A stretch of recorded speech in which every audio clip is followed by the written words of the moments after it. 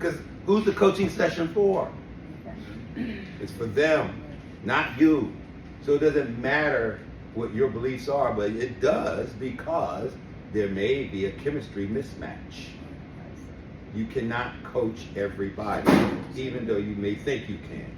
I turn down a lot of clients for various reasons because it's just not a good chemistry fit, and the growth and the development and everything that we want to come out of a good coaching session is not going to happen. Yes. How do you determine that before talking to them? Do you talk to them first and then turn them down, or how do you determine? I have a chemistry call. I have a chemistry call with them. I don't do it up front like that. No. I have a chemistry call. I listen to them. I inquire. I hear. In most cases, the reason I turn it down is because they're not going to do the work. They don't care. They think that I am the end-all, fix-all, and I'm the tool, and if we show up for an hour, at the end of the hour, they will be fixed because I am the coach. That's not how that works, right? You gotta put the work in. There's some accountability pieces. When I discover that they just talking, and yeah, Reggie, you know, here is $800 a session, fix me. It's not how that works. I can't fix you. You have to put in the work. So I'm listening for those things of, are they going to be accountable? Are they going to put the work in? Do they even really care about their growth and development? And there are people who just, they don't. They're not going to do that. You know, garbage in, garbage out. You know, 10 sessions later, no change, right? And so to that end, yeah. But you want to learn all of that. That's why you want to do these inquiries. Outcomes, individual really wants. Sometimes when you start a coaching session and you think you know what they want to achieve, 10 minutes, 15 minutes in, other things come up because you were inquiring, you were asking those powerful questions, and now a new direction occurs that's even more appropriate, and it's the real deal. This is really what they need to fix. This is what they really need to work on. This is what's really going on inside of them. This is what they really need to learn how to do.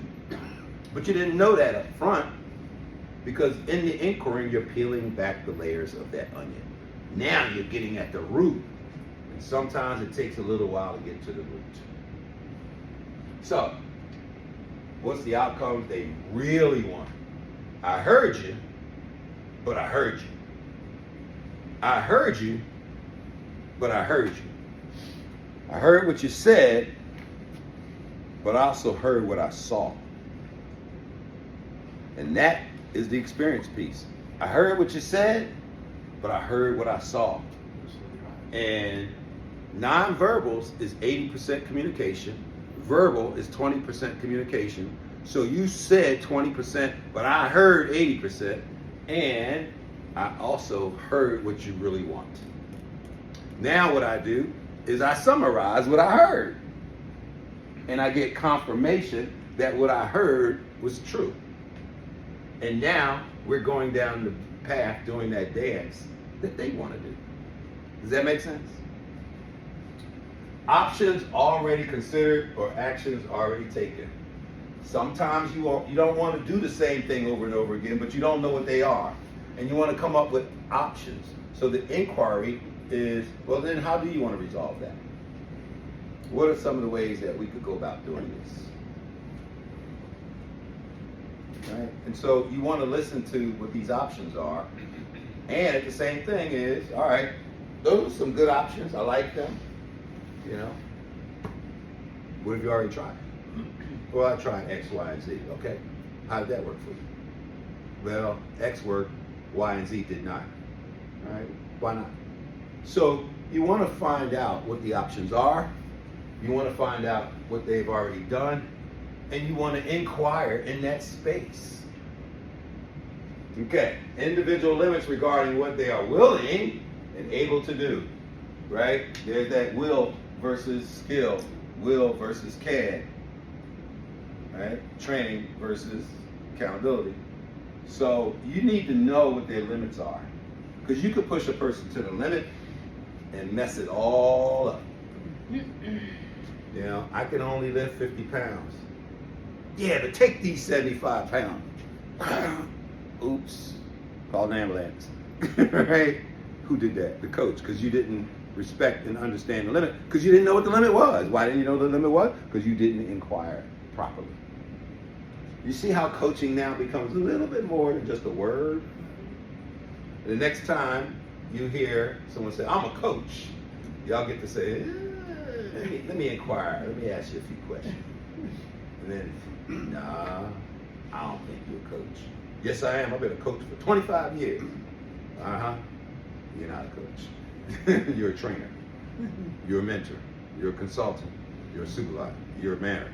But let me tell you what coaching is. Come sit down and let me talk. Y'all gonna have so much power when y'all go back to your offices now. It's gonna be scary. All right. Any questions, concerns, or comments about these? What are the attributes of a powerful question? Y'all heard me use the term powerful question, powerful question. What are the attributes of a powerful question? Provocative. What do you mean by provocative? It forces you to think in a way that you wouldn't have otherwise. Yeah. Yep. Good. What's another attribute of a powerful question, Coach Hughes? Be fashionable every day. They say something too. They did. Okay. I was looking at the last three letters. I'm like, You know what it says, right? It's like, okay, let me see how you. Name of a band. Name of oh, a band. that I caught. That Okay. I caught that. But you caught the end. But if you just Yeah. glance at it, did you know that? No, thanks. I can't get it on my head now. Awareness, observation. I'm still learning. I'm listening to your shoes. Yes. And now you're listening to your shoes because you didn't even know that they could speak like I that. got Mary Poppins over here. You got Mary Poppins. All right. Powerful question. What are the attributes? Anyone? Open-ended. Open-ended, yes. Open-ended. What else? Germane. So yes, but what do you mean, Jermaine? Everybody don't know what Jermaine means. Jermaine, right? Relevant to the the goals and Jacksons. objectives of the coaching session. Say it again? Relevant to the goals and objectives of the coaching session. Yep. Coaching somebody how to play football when you're talking about work probably ain't relevant. Not germane. Yes, germane is what's relevant. Like you said, what's germane? And often things that are not germane in the middle of a coaching session, the coachee may say something and makes it germane because they brought it up. And this is good because I do that a lot. I may know what I think they should be doing, or I think that they are going to want to do, or where this should go. But unless it's germane, I don't even bring it up. But it's in my head, and then I try to get it out of my head. But then all of a sudden, the coachee says something and makes it germane, and then they want to go down that direction. That's a good thing. Yeah, germane. Not one of the Jacksons. Standing next to Tito. And Tito is not made in Texas. Yes, it is. All right. I'm doing all of this to keep y'all awake. All right. Speaking of which, responding. Very important. You can listen, you can hear, and your style, who you are, have you practiced responding? Remember we said the practice, the practice, the practice. Do you practice responding? So, when you respond, you want to avoid blaming. Well, it's your fault. This would never happen if you didn't do that. Duh, just don't do it anymore. That's not coaching, right? That's blaming. Judgments and labels. Uh-huh. You're a white shirt. That's why. You're a white shirt. There's such thing as a white shirt and blue shirt. Who came up with that stuff, right? And it separates people right in the mind. As soon as I said white shirt, you start, what went through your mind when I said white shirt? What you just said. Okay. So you got to be careful about judgment and labels in a coaching session. You want the coaching session to be as open and fluid as it needs to be for the person you're coaching. Giving uninformed advice. Yes, yes, yes. Just because you know everything doesn't mean you know everything. And when you are coaching, you must refrain from giving advice. Now, depending on relationship, they may ask you for advice. I have clients asking me for advice all the time, and I tell them, I'm like, look, this is a coaching session, and I could answer that question. So if you want to, I will take my coaching hat off. I will put my consulting hat on. I will answer that question. Yes, Reggie, answer the question, please. That's why I asked you. So I give them the advice, and I qualify it, and then I say, all right, I'm putting my coaching hat back on so we can get back. And that way I make a distinction of we're not coaching, because you don't want to just be giving advice in a coaching session. As much as you may want to do that, right, it's so easy, because now they have just given you all this good information. You know how to help them. You know exactly what they need. You know, that's mentoring. That's that line for mentoring. There's nothing wrong with mentoring. Just you need to know that's not coaching. So you got to be careful with that. Effective responses. Instead of blaming, instead of judging, instead of giving uninformed advice, this is what you should do. Right? Different facts from opinions. Remember that camera thing, right? If there's a video camera of it, then it could be a fact. But if you're just trying to, this is what I think it is, well, that's your opinion. The effects of the outcome. So this is important, and this is coaching. More. Gossip. Coaching is not a gossip session. And be careful about letting the person go down that road of gossip.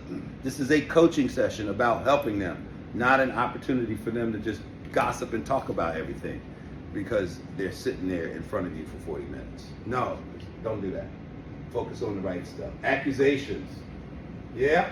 It says focus on what the speaker thinks are facts. Separate the opinions. Come to a mutual understanding of what you want, right? And then complaints. So this is just different ways of responding, and not just you responding, but them. They may come and complain. All right. At the end of you complaining, what did we achieve? What was the results? What was the outcome? I felt better. I'm not a therapist. This is not a therapy session. I'm not here to, make you feel better. We're here to accomplish something, take you into the future, achieve goals and objectives. All right. Exercise. I gotta be careful when I say that in front of military people. You don't want to say exercise 3 times. Because, the candy man will show up. No. Yeah, it's a military thing. It means combat. Okay, so why don't y'all take 10, come back, and we will resume.